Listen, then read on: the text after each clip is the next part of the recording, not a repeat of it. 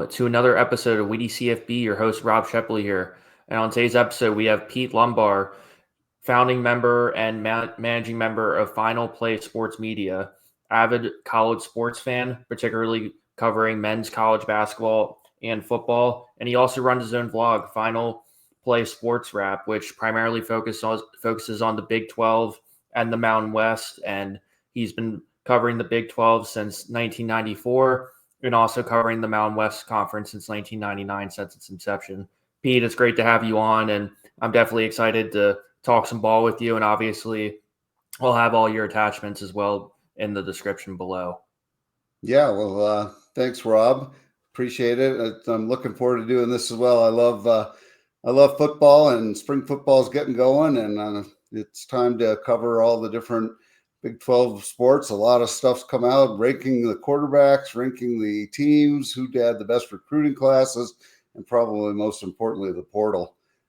Because a team like Central Florida, which we want to focus on today, has 62 portal additions or something like that. So with Scott Frost coming in as a new coach, the team left. And so he's basically starting over in a lot of ways. So that should be very interesting for Central Florida this year. Yeah, and it's all things considered, I think maybe the writing on the wall was a little bit for Gus Malzahn in the sense that he probably felt, at least to some degree, that UCF probably didn't have the resources to really compete at a higher level compared to the Colorados of the world or the TCUs and all that too. So for him to take the job at Florida State, it wasn't entirely surprising, but yet at the same time, when you kind of sit around and you say to yourself, well, who would really make sense in terms of the UCF job? I guess Scott Frost kind of fit because he had a lot of his success in 2016 and 2017. And obviously, too, when, a lot of the time people will obviously not love a retread hire, but at the same time, too, as long as UCF's relatively patient with them, sometimes second time's a charm. Yeah, we'll see if lightning strikes twice in a bottle, right? Because he had his best success in the American Conference, and no disrespect to the American Conference, but it wasn't, quite as good as Big 12 football. And he got an opportunity in the Big Ten, and he found out how difficult it is. Big Ten standards are way higher than American Football Conference, and so he didn't have the greatest success there. So we're going to see. It's an interesting hire for sure. And Malzahn leaving, a little bit surprised, but he didn't have the greatest season. He probably felt some pressure. So he may have decided he was just a better offensive coordinator than he was a head coach. He really hadn't been all that successful. He had the try at Auburn, and then he had the try at Central Florida, and the records aren't all that great. Yeah, especially too when, I go back and think of September, the October period when we were talking about UCF as potentially a ranked team. I mean, I go back and I remember they had KJ Jefferson, who, he transferred from Arkansas. He was supposed to be a big deal.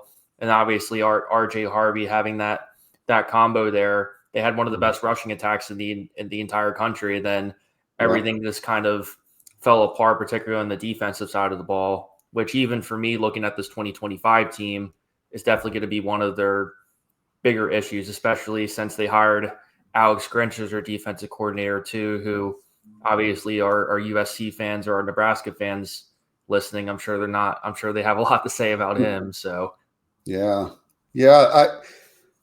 I mean, this is Scott's first year. He's got a bunch of transfers in. He got them from big schools mostly, so I think that's good. But everything's new.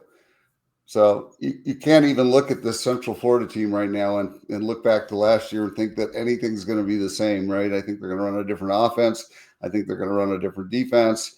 And then you bring in 60 transfers or 64, whatever that number is. You don't know what you got yet.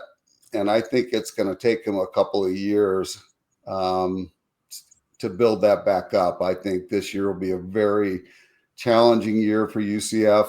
The Big 12 is loaded. You've got a good Arizona State team who's in the college playoffs.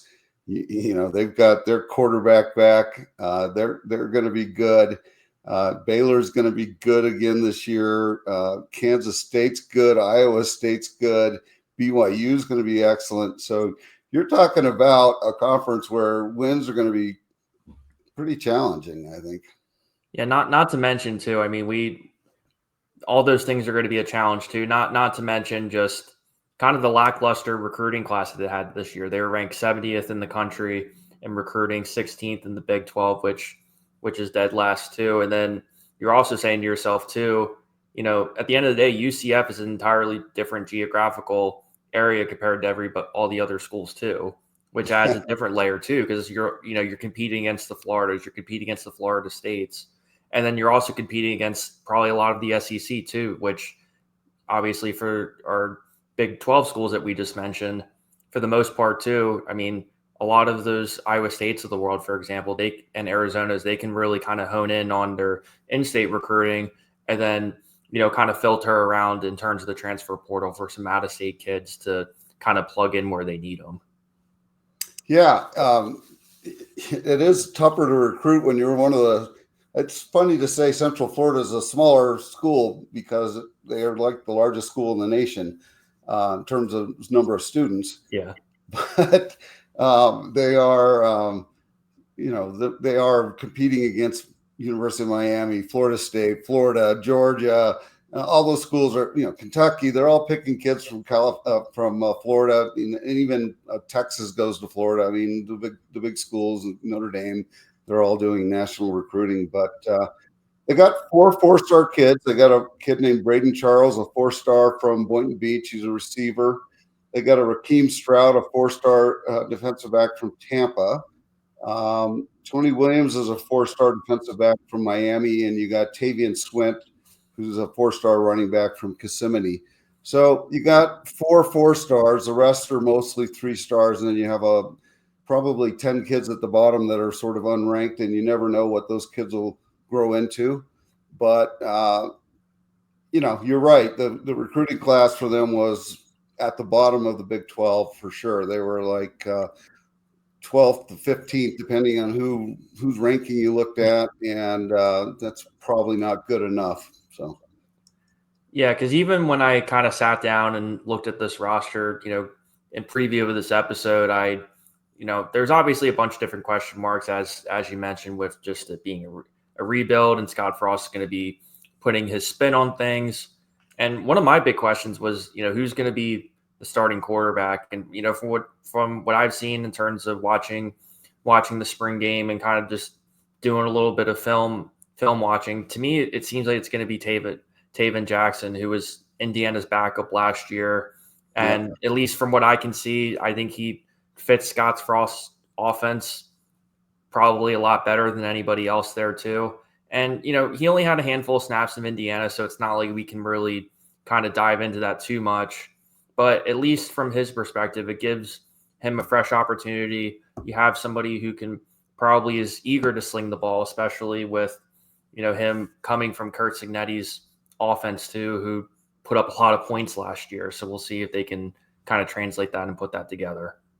Yeah, I think you're right about Taven Jackson. He's a big kid, 6'4", 212, junior. He is pretty accurate. He only threw 37 passes last year, but 23 of them were completion. That's 62%, which is pretty good. And 349 yards, so a little less than 10 yards per completion. Those are pretty good numbers. They've got a backup, Jakari Brown, who's 6'4", 220, also a big kid. He's out of Georgia. He was quarterback 2 last year, and he had a good spring. So those are going to be the 2 main guys. If they have to go below that, they're in trouble. Yeah, because especially too, at least they're at the point now where they're going to be a little bit top heavy. You know what I mean? Like they're only going to have maybe 2 or 3 top receivers that we can probably sit down and say, okay, that's probably a guy you're going to have to watch on film. But otherwise, you're going to be relying a lot on some younger guys, probably some kids from some smaller schools. And, especially too, I mean, I know I've never sat down and watched a Scott Frost team and said, man, they're a really good rushing attack. We better watch out for that. Yeah. Well, they were never really good at anything in Nebraska, so it's hard to say. But they did add this kid DJ Black from Limestone, which is in I think the Southern League, so a D2 player. And they added Marcus Burke from Florida and a Dwayne Thomas from Charlotte, who was a pretty good player, and Chris Domerkamp from Chattanooga. So I think you're going to see most of the production from DJ Black, Dwayne Thomas, and Chris Domerkamp. The guy that I think they were counting on was Day Farmer from West Virginia.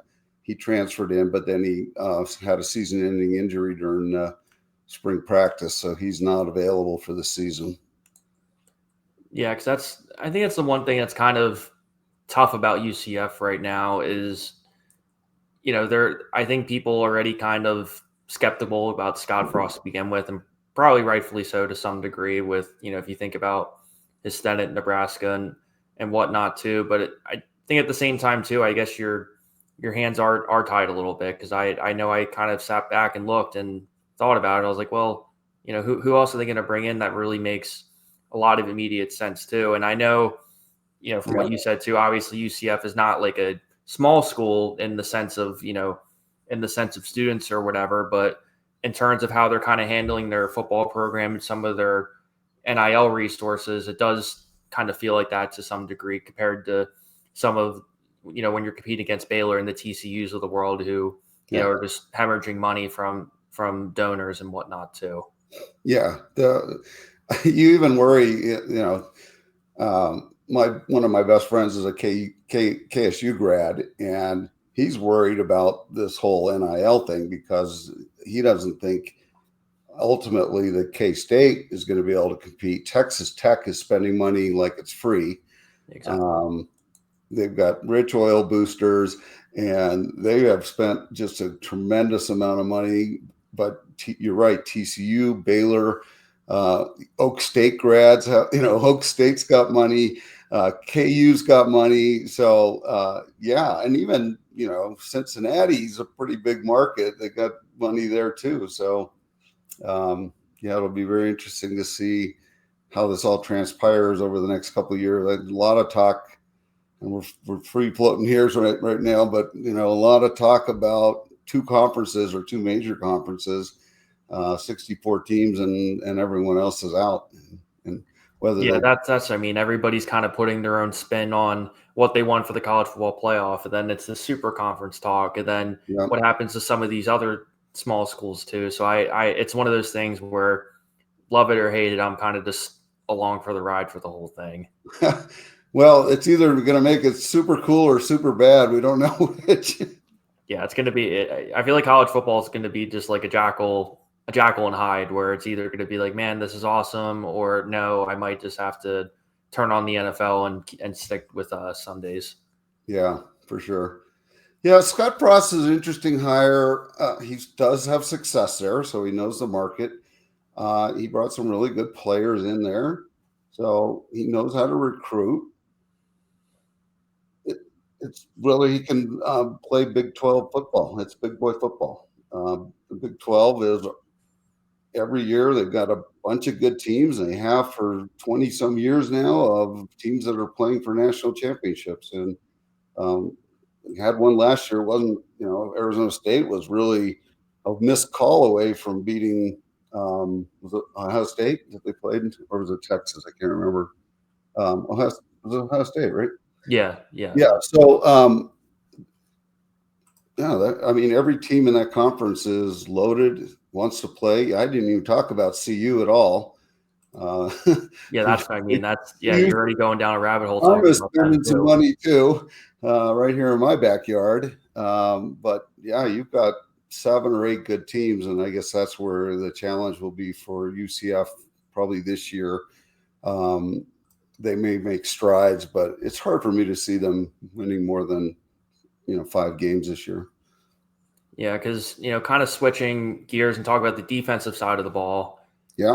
Obviously we have question marks about the offense and whatnot, particularly some of the depth that they have. But I gotta tell you, we talked about a little bit off camera, and we kind of talked about notes and whatnot too. But I think their defensive line and their front seven is probably the most experienced part of their entire program in general. And I think they can turn some heads, especially kind of compared to last year where they really couldn't get to the quarterback at all, and they had one of the worst passing defenses in the league last year. And you have to kind of imagine that that's something that Scott Frost and Alex Grinch and this staff are really going to have to hone down on if they have any chance at hitting the ground running in the Big 12. Yeah, for sure. The defensive line is on paper the most experienced and accomplished pair group within, rushers and defensive tackles. They had a kid named Kelly, that defensive end who produced strong numbers for him: 53 tackles, 5.5 sacks. He was a leading sacker, 3 forced fumbles, so he's good. They've got some kids coming back. A kid named Walker missed all of 2024 with a torn meniscus. So that's where they're going to be strong. I think where they're going to be weak is linebacker. The linebacker group went out through an overhaul. They lost some kids to the pros. They lost a kid named Ziri Alexander, who transferred to his hometown, Washington, after the coaching change. And they had another kid named Andrew Harris who left for Arkansas after spring. So he just recently left. So it's going to be a little bit of we'll see what they got. They did get some transfers in. They got a kid named McDonald and a kid named Lawson who combined for 61 appearances on Virginia Tech's team. So they brought in some people, but linebacker will be their biggest challenge for sure. Yeah, because even on the defense side of the ball, in terms of how they've been deciding on who to pick up in the transfer portal, that's the one thing I will give Scott Frost a lot of credit for. Is it seems like he definitely has kind of a specific vision in terms of what he's kind of looking for in terms of, on the offense side of the ball. Well, hey, he's looking for guys who, obviously have some size and a little bit of speed and get downfield and make some explosive plays. Where on the defense side of the ball, you're kind of sitting there and saying to yourself, hey, we're going to try to pick up some guys who can obviously help out on the edge, can tackle pretty well, and ideally be at a point where, the offense can kind of do their thing and the defense can kind of just support that too. Because that's the one kind of caveat to Scott Frost's offense is, well, you're going to have to lean in on that defense a lot more too, because they're going to be on the field a hell of a lot more. So yeah, that's one thing it seems like that they did was really tried their best to get a lot more depth in there too from some of these smaller schools that they kind of poached. Yeah, I mean, if you look at who they transferred in, a lot of them were from big schools. So they got it wasn't like they went out and got a bunch of D2 guys and they think that's going to be good enough. They went out and got kids from Kentucky and Ohio State. I mean, they've got some good size coming in. The offensive line is mammoth. They got every guy across the offensive line that I think will start is most of them are 6'2" or taller and 300 pounds. I got a 6'10", 300-pound dude on the line. Crazy. So yeah. It's a big 330, I think, 6'10", 330. So yeah, they're going to be big on that side of the line. But if you think about the kind of offense that they run, it's going to keep. It's what made Chip Kelly great. Boy, that offense was fast. It was confusing when he was at Oregon. It was awesome. And then, but they gave up 40 points a game too, because the defense was worn out by the first quarter. So we're going to see if he runs that same kind of offense, whether the defense that he's got right now will be sufficient enough. Especially too, you brought up a really good point that I think is worth mentioning. I know ESPN a couple months ago, they did a big article about Scott Frost, kind of talked about his stint at Nebraska, some of his regrets, and then obviously he spent a season or two being an assistant with the LA Rams. And that's probably one of the biggest stories that fascinates me is how Scott Frost really learned from his mistakes. Because obviously people, Nebraska fans who are listening, are going to tell you, hey, he was one of the worst game managers, during that five seasons or so, where just countless one-score games where more or less just sort of blew up. So I'm definitely kind of curious now that he's a little bit more mature and he's learned his lessons. How does that translate into 2025 too, especially when most of your success or your best success was pretty much 10 years ago, where, college football was a completely different game then. Yeah. I don't know what he learned as a special assistant for the LA Rams. I don't know what part of did he focus on offense? I don't know. But if he learned some pro set stuff and he incorporates that, I mean, the Rams had a really good offense last year, especially at the end of the season. And, they crushed the Vikings in the playoffs, and they were a good team at the end, and they were good offensively. So if he was working on that side of the ball, I just don't know what special assistant means in the NFL, because that could mean you're pushing paperwork up. Yeah, he could be pushing paper for Sean McVay, or he can be doing scouting reports for could be anything, college right? guys. So that's just part of the story is, hey, he could be, how much, just is being away from the game to some degree, maybe help him at least initially. And then he kind of relies on the staff a little bit more to kind of guide him along, or is it just going to be a shit show that we're all on the ride for? Yeah. Well, my expectation is that UCF will struggle this year, and I'm gonna look at the schedule real quick, because I wanted to see. There was a particularly the challenge with the schedule is that they play most of the best teams in the conference on the road. So they play at Kansas State, they play at Cincinnati, they play at Baylor, they play at Texas Tech, and they play at BYU. So you've got potentially maybe you win one of those. So let's say four losses right there. So if you hold serve at home, you have a decent season. You're 8-4 or 7-5, something like that. But if you don't hold at home, and let's say you lose, North Carolina's coming in, Bill Belichick, they could potentially lose that. And so you're looking at a 5-7 kind of season, and maybe, 5-7 5-7 season, and maybe 3-6 in conference. Yeah, because even too, you got West Virginia even thrown in there too. But I talked with he's a Colorado guy, and another thing he kind of mentioned to me is that's what's most fun about the Big 12, in my opinion, is every year there's not like there's a clear Goliath. Like, you can probably argue there's a team or two, maybe, but for the most part, I could sit here and probably argue that a good 4 to 6 teams have a viable shot at really winning the conference championship. I mean, even look last year. I mean, I thought Oklahoma State was going to kind of take that next step and win it, but everything kind of just fell apart after that Arkansas game at the beginning of the year. So it's just boy, that was a crazy year.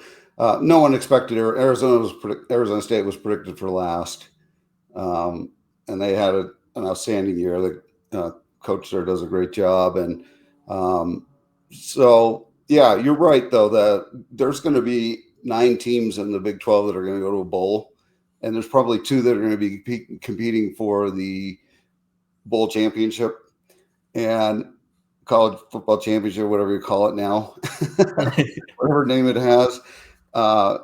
It's a tough conference. Every week you can win and you can lose. And I think back to BYU losing at home to Kansas last year, and that took them out of the college football championship. So, and Kansas didn't start off all that good last year, but by the end of the year, they're a pretty good team. And you got them on the schedule too for Central Florida. So it's going to be a haul this year, but what I expect is not so great this year, probably improvement next year. And if he can make the same magic happen, then maybe 2-3 years from now, they're at the top of the conference again. But it's football country out here. And I know Florida's football country too, but you have to understand how seriously Texas takes its football, and these guys all recruit Texas. And I had the opportunity to live in Dallas for 8 years. I went to high school football games, and it blew me away. I grew up in New Mexico. Oh yeah. absolutely blew me away. The size, they hold kids out of school so that they get an extra year to grow. The smallest kid on the field is the quarterback at 185 pounds, 6'2". All the offensive linemen are already 300 pounds and they're in high school. It's unbelievable. At the end of the day, too, the NCAA, when they tried to shut everything down with Tennessee, it was just one of those things where it just got to a point where everybody kind of just put their hands up and said, well, we're just going to let this ride and let the chips fall where they lay. Is this the I am a Leva guy, the quarterback? Yeah, Nico. Yeah, Nico. That was back when Tennessee wanted to pay him in high school. Oh, And they did. They did as a junior or senior. And then a year or two later, Nico turns around and pretty much tries to blackball Tennessee, trying to get him to pay more money. And then when they said they wouldn't, he was over ambitious in terms of who he thought he was going to get, and then ended up at UCLA for probably a third of the price. Yeah, well, your market value is determined by the market now. Yeah. Well, Pete, I appreciate being generous with your time and coming on, and I'm going to put all of your links and everything in the description so people can follow. But appreciate you being generous with your time, and looking forward to hopefully talking some Big 12 football again soon. Yeah, Rob, really enjoyed it. Thanks for having me on. Appreciate you.